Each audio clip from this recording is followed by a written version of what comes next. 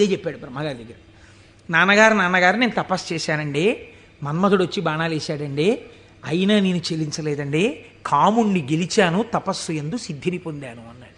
అంటే బ్రహ్మగారు అన్నాడు, ఊరే నాన్న అలా అనకూడదురా, నేను నీకో మాట చెప్తాను విను.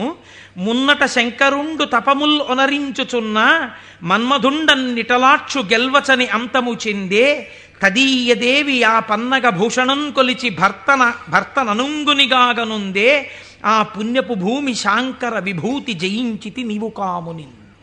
నువ్వు ఎక్కడ కూర్చుని తపస్సు చేశావో అక్కడ ఇతపూర్వం పరమశివుడు కూర్చుని తపస్సు చేశాడు.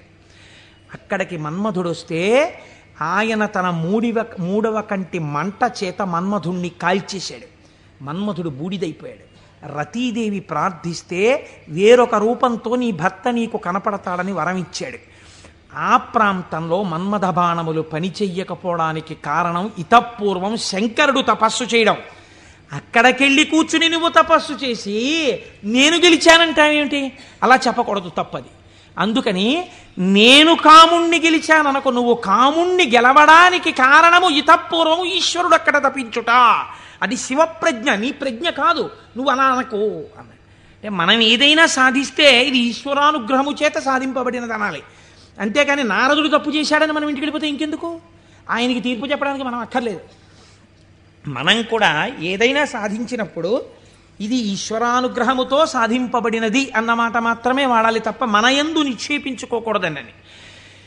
బ్రహ్మగారు ఈ మాట చెప్తే ఏమిటో నాన్నగారు కూడా ఇలాంటి మాటలన్నీ చెప్తారు, శంకరుడు తపస్సు చేస్తే మాత్రం నా మీద బాణాలు ఇస్తే నేను తట్టుకున్నానా లేదా?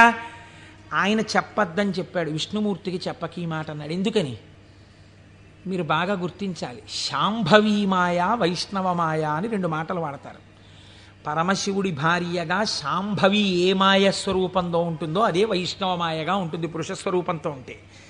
నువ్వు ఈ మాటలు చెప్తే నీకు బాగా అనుభవంలోకి వచ్చేటట్టు ఒకసారి దింపి పైకెత్తుతాడు, బాగా అనుభవంలోకి వస్తుంది, కొత్త కథ వస్తుంది. ఎందుకు వచ్చింది అక్కడ చెప్పకని చెప్పాడు ఆయన. పెద్ద బుద్ధితో చెప్పాడు, వినాలి కదా ఆయన.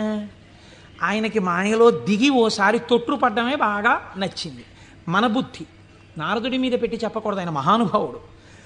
నారదుడంటేనే జ్ఞానం, అంతటి వాడికి తప్పలేదు మాయ.